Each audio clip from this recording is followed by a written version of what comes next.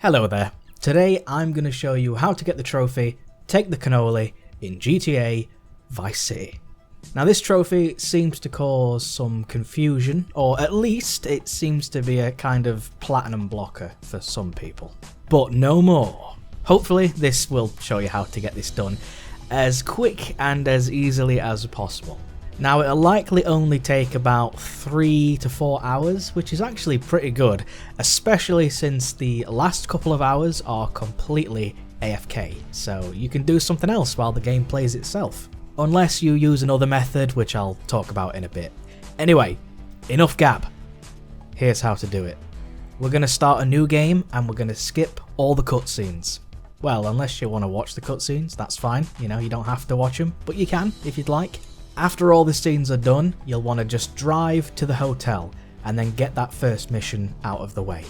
Also, turn off trails, or the game will look like absolute anus. Once that's done and an L appears on your map, it's time to make a save and then go behind the hotel and up to the car park. We're going to go to the very top of this car park and we're looking for a car at the back, and this car will start the side mission, Cone Crazy. Now anyone who's played Vice City in the past, or maybe even played it when it was new, will know this trick. This is possibly the most famous Vice City trick there is. This trick will get us loads of money. What we're going to do is we're going to try and beat Cone Crazy as slowly as we can. The best method for this is to collect all of the circles bar one as fast as you can. So basically all you want to do is collect all these circles and then just wait at the end until the timer reaches 1 and then drive into the last circle and beat Cone Crazy. And then we're going to progressively beat that time by 1 second. Now because we made this save, if you mess this up by going a bit too fast and ruining your times, then you can just reload the save and try again. You will, however, start to get the hang of it quite quickly, so don't really worry about failing. Especially don't worry about failing the mission by, breaking the car, breaking a cone, or even just going over the time limit, because you can always just start the mission again at any point. To restart the mission, you want to park the car in roughly the same spot you found it in. It's kind of a bit fiddly. It's kind of like here-ish. It's weird.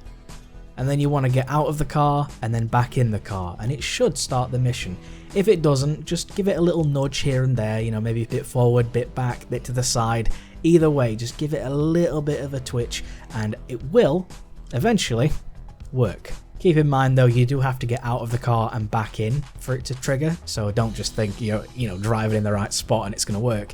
You got to drive it into the right spot, get out of the car, get back in the car, and the mission should eventually, hopefully, trigger again.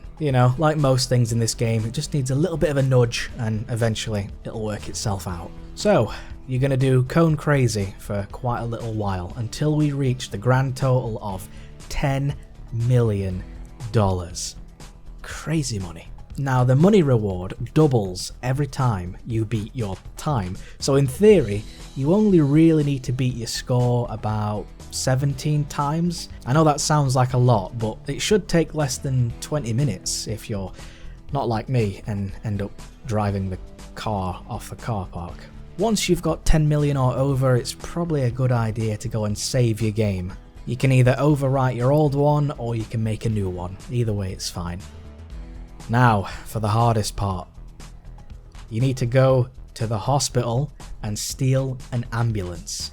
The hospital is right here on the map, it's just down the road from the hotel basically, near the bridge here.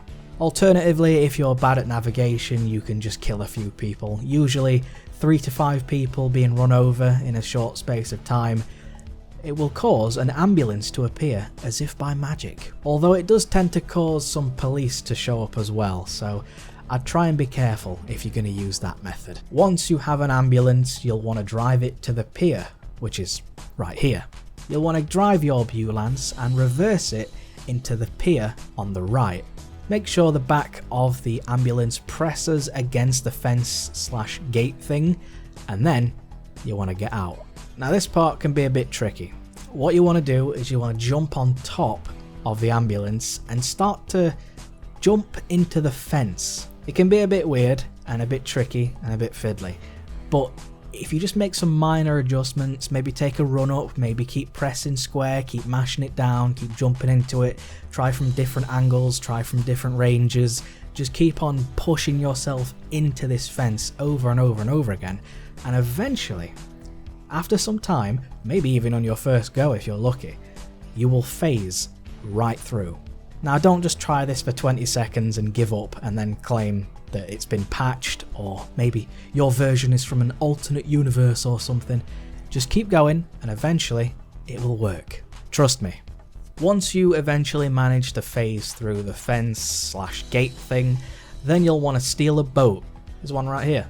And you want to drive it to the south of the next island. Now here there's a dockyard and you can basically just skid the boat right onto it and you can get out. Now there might be some other places that are more beneficial to exit the boat from, however Tommy can't swim and you've just had to perform a bit of a fiddly glitch to get to this point, so imagine getting out of the boat and the game not really cooperating and then Tommy drowns, which means you'd have to do that glitch again. Yeah, not particularly ideal, so just drive onto the dock and then jump out, it's much easier. The next thing you'll want to do is steal a vehicle. Any will do, don't worry about the selection, as long as it goes forwards, we're alright. Now you just want to follow this very long road all the way to the north. We're looking for this building right here, and the easiest way to find it is to take the long road, keep on going all the way to the top until you find ammunition.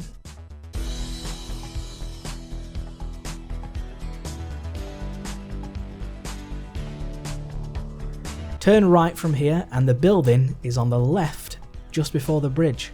It's unmarked and seems very nondescript, but you can go inside and then you can go up the ramp to get yourself a helicopter. Now this is our ticket to easy mode. Now I've provided a map in the description of this video to the hidden packages. There are many maps out there and I would recommend that you maybe have a look around and see which one you prefer, because they're all similar but all different in their own way. The reason I recommend that you get this map is so that you can download it or use some sort of on-screen drawing tool and you can mark off all of the hidden packages as you go. So let's say you pick up package number 1, you then tick it off on your screen and there you go. You know for a fact you've been there, you've picked up that package, it's ticked off, no need to worry about that anymore. On to the next package, pick it up, tick it off, so on and so forth. It makes things so much easier. What you'll need to do here is you'll need to collect at least 80 of these packages. I know it sounds like a lot, and yeah, it kind of is, but trust me, it will be over before you even know it's begun. And the reason being is because you've got this chopper, so you can travel much faster and you can get some of the ones that are on rooftops that you wouldn't usually be able to collect unless you did some crazy jump or whatever. Now there's no time limit for this, so you can take as long as you need. So I'd recommend that you probably stick a movie on or something, or you know, maybe a series or possibly even some kind of top quality YouTuber, and then you can get all the packages at your own pace and relaxed. There's no rush. My only tip would be to try not to die or blow up the helicopter, because that means you've got to do the glitch again, which isn't hard, but you know, it's just a bit annoying, isn't it? Well done! You've got 80 packages, or more, depending on what you've decided to do. Now it's time to fly back to the hotel and save the game. Could you imagine if the game crashed right now, or you had some sort of like power cut? That'd be funny. Anyway, save your game.